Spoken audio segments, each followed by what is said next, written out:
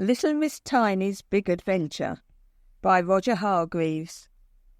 You may know that Little Miss Tiny is very tiny indeed. But did you know that Little Miss Tiny is so very tiny that she lives in a mouse hole? One morning she went out of her little house to buy some wool to finish the scarf she had been knitting. But when Little Miss Tiny goes shopping, she doesn't go on the bus or in a car like you or I do. Oh no, she is much too small for that. She travels by pocket.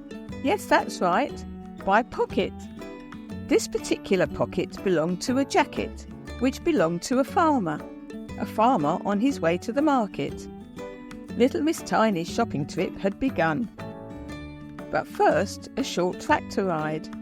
Little Miss Tiny was jumped and jiggled, bumped and buffeted in the pocket of the jacket of the farmer on the tractor. Hee, giggled Little Miss Tiny in the pocket of the jacket of the farmer on the tractor. What an adventure I am having, she said to herself. I'll have so much to tell my friends about. Shoo! The farmer sneezed. The farmer sneezed a very big sneeze, and as he arrived at the market square, he pulled out his handkerchief and... what do you think happened to Little Miss Tiny? She was pulled out of the pocket, and down, down, down she fell. Poor Little Miss Tiny.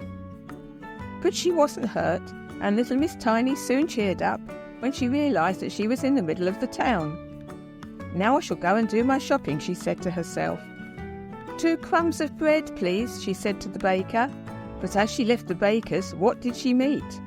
An enormous rat, the biggest rat of all the rats. A mean-looking rat who had his eye on her breadcrumbs and maybe on her.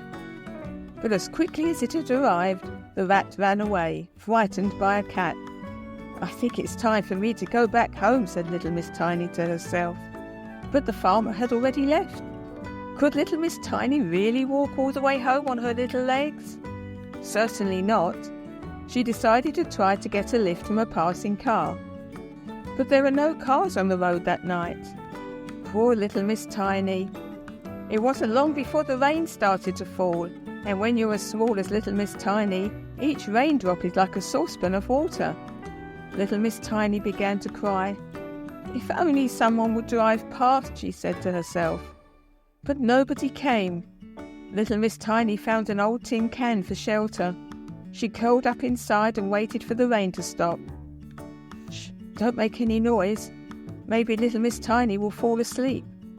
Little Miss Tiny did fall asleep, and when she woke up, the rain had stopped. The cloudless sky was lit up by the moon and stars. Little Miss Tiny still felt so alone. Bounce, bounce. Who do you think is making that noise? Yes, it's Mr. Bounce, bouncing and laughing as he goes. Please don't bounce on me, said a little voice. The little voice was, of course, Little Miss Tiny. And would you be kind enough to help me home?